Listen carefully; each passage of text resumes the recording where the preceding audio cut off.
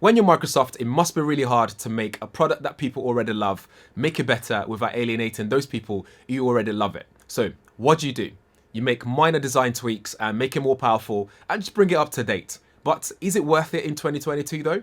Let's find out. The Surface Pro 8 is one of the best and fastest Windows tablet or hybrid laptop on the market right now. Microsoft has bumped its processor, added the latest Windows 11, the bezels are thinner, something I've been waiting for, and the rounded corners make it look sleeker and comfortable to hold when using it in tablet mode.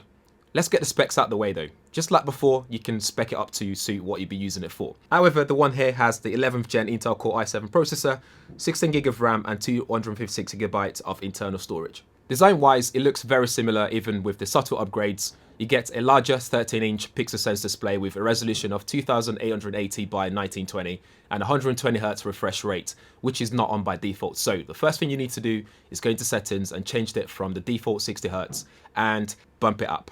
The display also offers 103% of the sRGB spectrum and has a peak brightness of 467 nits.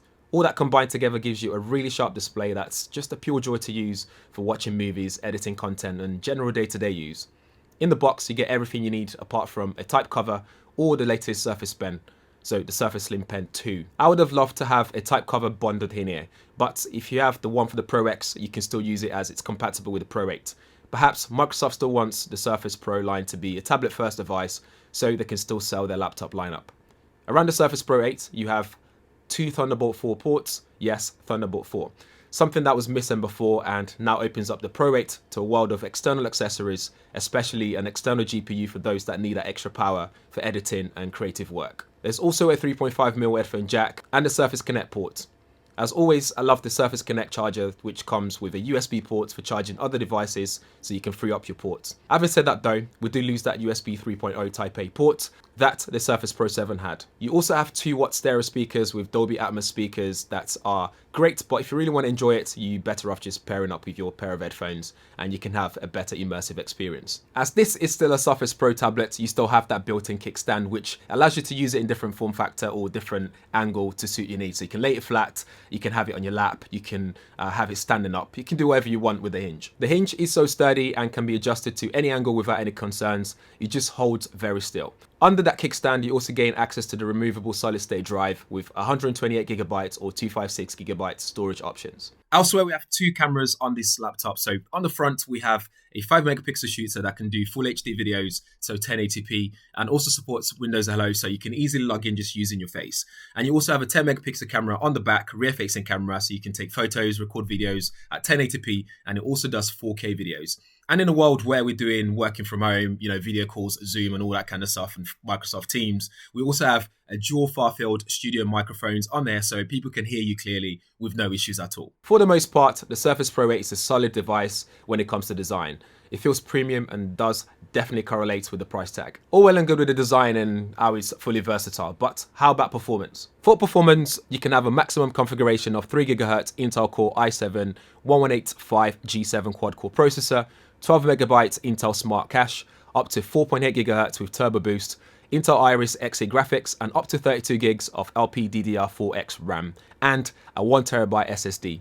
Price starts from £999 for the i5 version, 8GB RAM and 128GB SSD, to the maxed out spec at £2,459 before you begin to add accessories like type cover and the new Slim Pen 2. Configurations aside, the Surface Pro 8 in the real world is more than capable.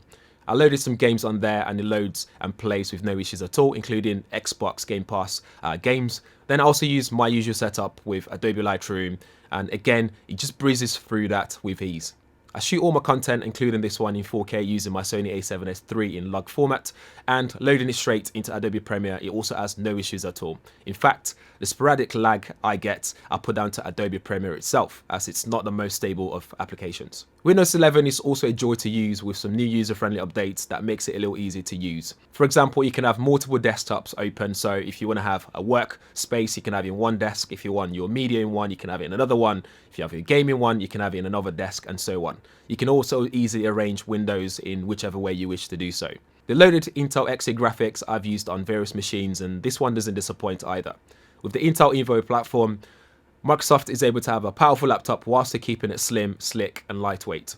For battery life, Microsoft claims an all-day battery life, which they're not lying, but they also claim you can have up to 16 hours of typical device usage. But during my test, I was having around 8 to 9 hours on average of use. If you're always on Adobe Premiere, then you will see the battery drain faster, or gaming. But you'd normally do those things whilst plugged in most of the time anyway. Where it falls short is cooling under heavy load. Editing 4K videos and switching between that and maybe browsing web and sending large files will soon see the Surface Pro get slightly warmer, but not that hot that it becomes worrying. In conclusion, if you want a pure Windows 11 experience and the ultimate 2-in-1 laptop that is capable for creatives and even the everyday user, then this is definitely one to consider. The display is excellent, speakers sounds great, you can edit videos, photos with no issues, and if you get the Slim Pen 2, you can even design some graphics on the move. The addition of Thunderbolt 4 ports is also very much welcomed as it opens the Surface Pro up to more accessories. Where relaxed is that temperature on the heavy load, battery life, and also the price tag. For the price point, you probably want to check out other laptops out there as well that's probably a little bit more capable than this one for maybe less of the price, but this is still great and he offers excellent specs. So that's it for the Microsoft Surface Pro 8. Guys, let me know what you think in the comments below, and if you have any questions, drop them there as well. I'll leave all relevant links in the description so you guys can find out and do your own research as well. Thanks for watching. I'll see you in the next one.